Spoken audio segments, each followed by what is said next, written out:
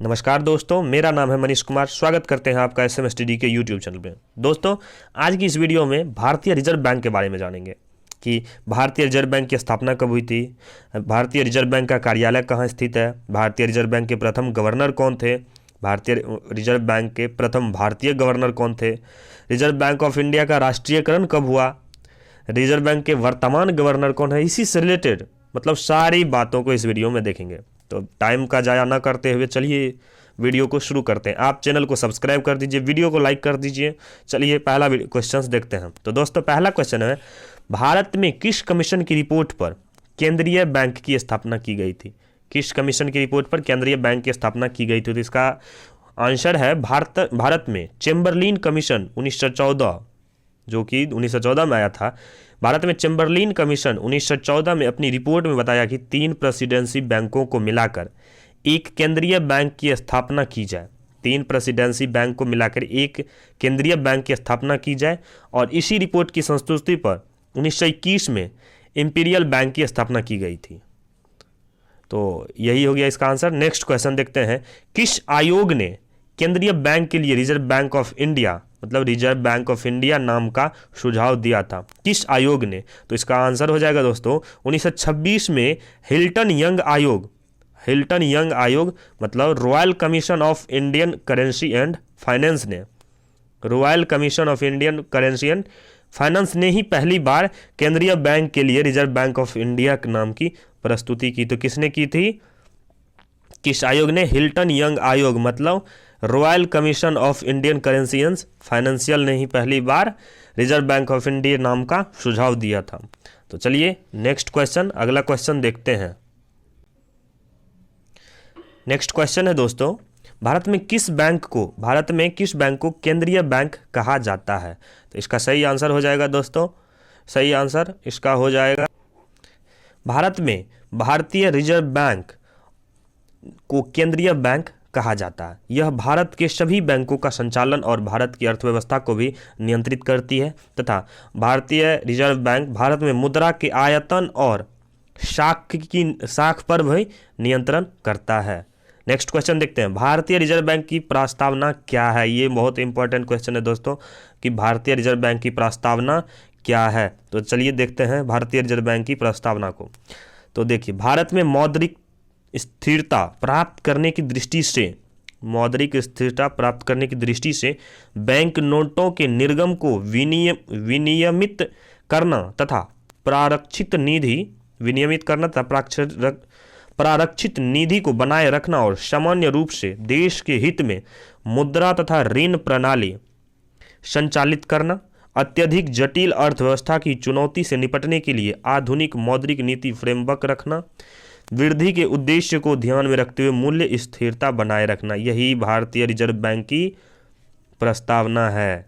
चलिए अगला क्वेश्चन देखते हैं दोस्तों। अगला क्वेश्चन हो गया, भारतीय रिजर्व बैंक की स्थापना किस अधिनियम के तहत की गई थी? अधिनियम पूछ रहा है दोस्तों। तो भारतीय रिजर्व बैंक की स्थापना भारतीय रिजर्व बैंक अधिनियम 1934 के प्रावधान के अनुसार की गई थी, यही आंसर हो जाएगा। नेक्स्ट क्वेश्चन देखते हैं, भारतीय रिजर्व बैंक की स्थापना कब हुई थी?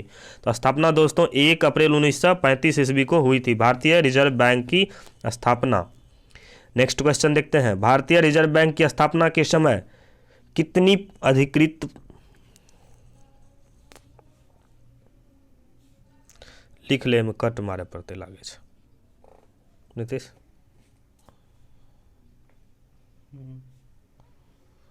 चार मिनट 6 सेकंड।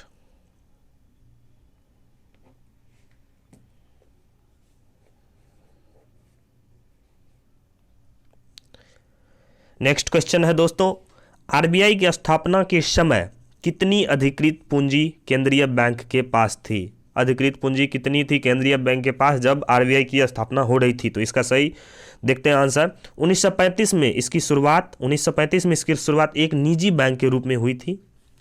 आरबीआई का स्थापना के समय इसकी अधिकृत पूंजी 5 करोड़ रुपये थी। कितनी थी? 5 करोड़ रुपये। तब लगभग संपूर्ण पूंजी निजी लोगों के हाथ में थी, संपूर्ण पूंजी निजी लोगों के हाथ में थी। नेक्स्ट क्वेश्चन देखते हैं, भारत में रिजर्व बैंक ऑफ इंडिया का कार्यालय कहाँ स्थापित किया गया था? स्टार्टिंग में भारत में रिजर्व बैंक ऑफ इंडिया का स्थापना कहाँ किया गया था? तो इसका सही आंसर हो जाएगा दोस्तों कोलकाता में। इसका सही आंसर हो जाएगा, सही आंसर हो गया दोस्तों कोलकाता में प्रारंभ में आरबीआई का कार्यालय था। नेक्स्ट क्वेश्चन है, वर्तमान में आरबीआई का कार्यालय कहाँ है?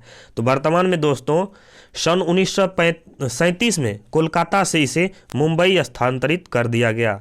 37 तक आरबीआई का कार्यालय कोलकाता में था, जिसके बाद उन्हें मुंबई शिफ्ट कर दिया गया 1937 में। नेक्स्ट क्वेश्चन है, भारतीय रिजर्व बैंक किन और देशों के केंद्रीय बैंक के रूप में कार्य करता है? रिजर्व बैंक ने किन और देशों को केंद्रीय, तीसरे 1 मिनट 5:45।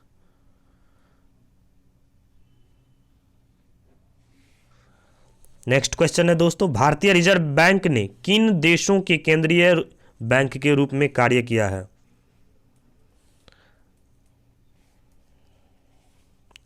नेक्स्ट क्वेश्चन है दोस्तों, भारतीय रिजर्व बैंक ने किन और देशों के केंद्रीय बैंक के रूप में कार्य किया है? मतलब अपना भारतीय रिजर्व बैंक किन और देशों के केंद्रीय बैंक के रूप में कार्य किया है? तो इसका सही आंसर हो जाएगा दोस्तों स्वतंत्रता के बाद, जब हमारा देश आज़ाद हुआ था उसके बाद 1948 तक भारतीय रिजर्व बैंक ने पाकिस्तान के केंद्रीय बैंक के रूप में कार्य किया था।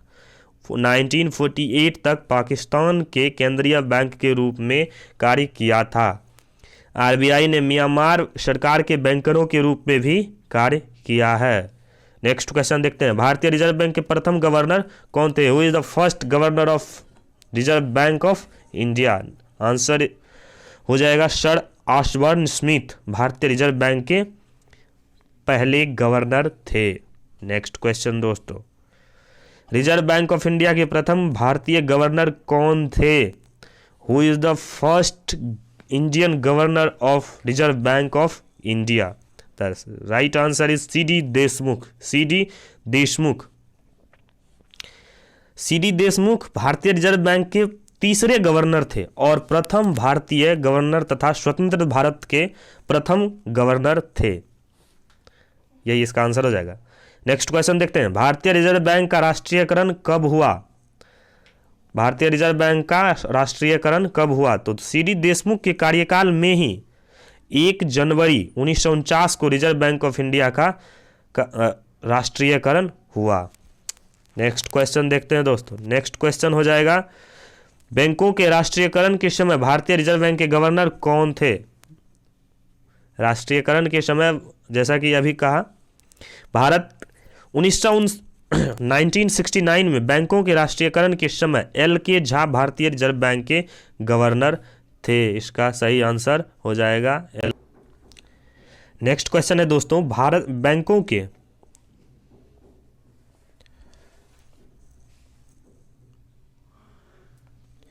नेक्स्ट क्वेश्चन है दोस्तों, बैंकों के राष्ट्रीयकरण के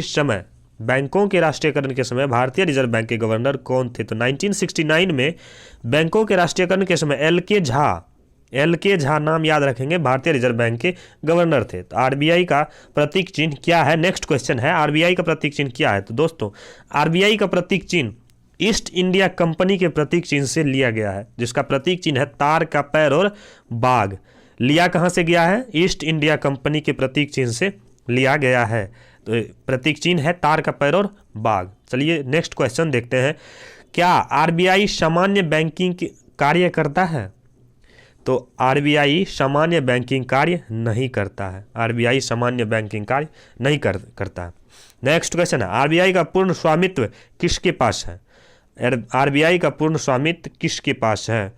तो आरबीआई का स्वामित्व अभी फिलहाल भारत सरकार के पास है। किसके पास है? भारत सरकार के पास है। नेक्स्ट क्वेश्चन है दोस्तों, भारतीय रिजर्व बैंक की पहली महिला डिप्टी गवर्नर कौन थी? फर्स्ट वुमेन डिप्टी गवर्नर कौन थी?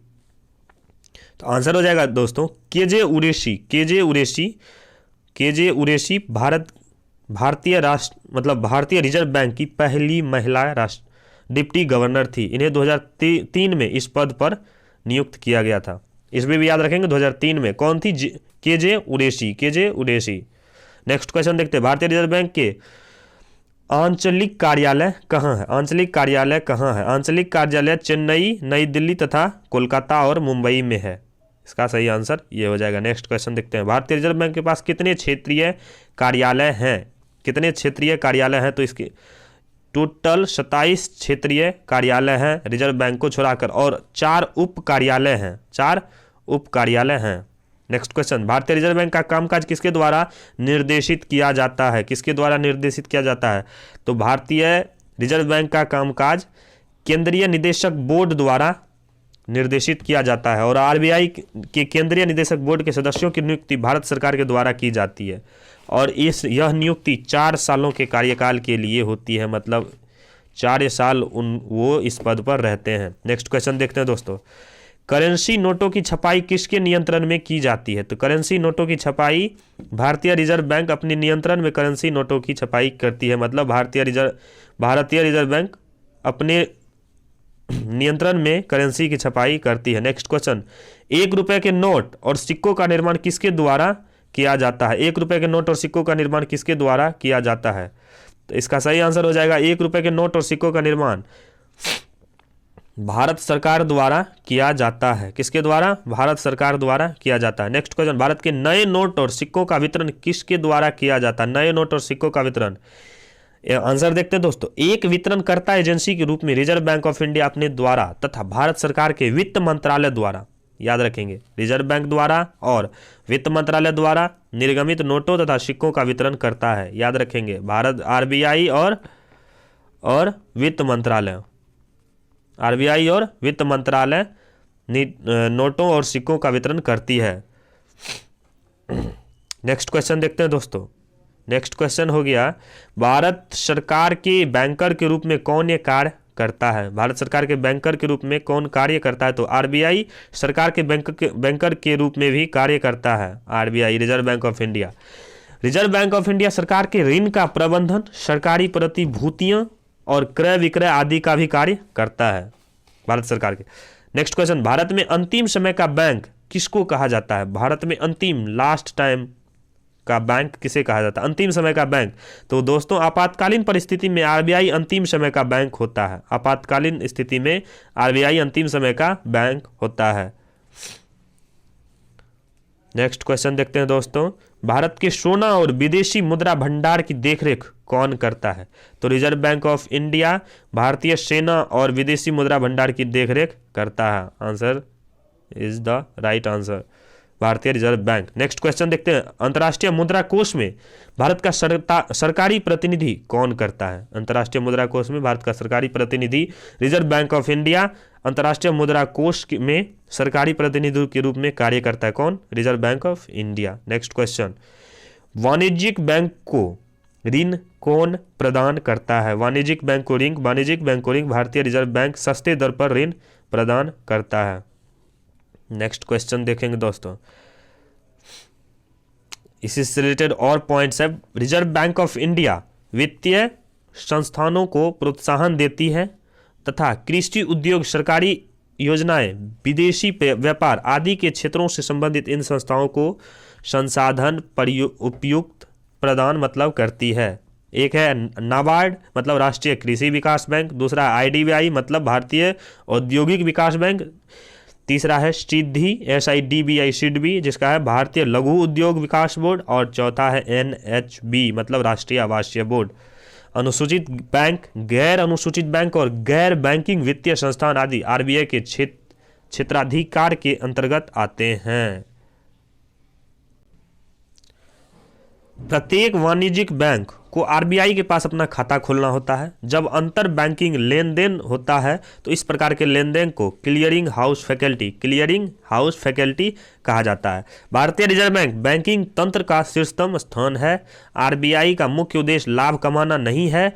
इसका आम जनता के साथ सीधा संबंध नहीं होता है। रिजर्व बैंक ऑफ इंडिया का आम जनता के साथ सीधा संबंध नहीं होता है। आरबीआई ज्यादातर बैंकों के बैंकर, वित्तीय सलाहकार और सरकार के प्रतिनिधि के रूप में कार्य करती है।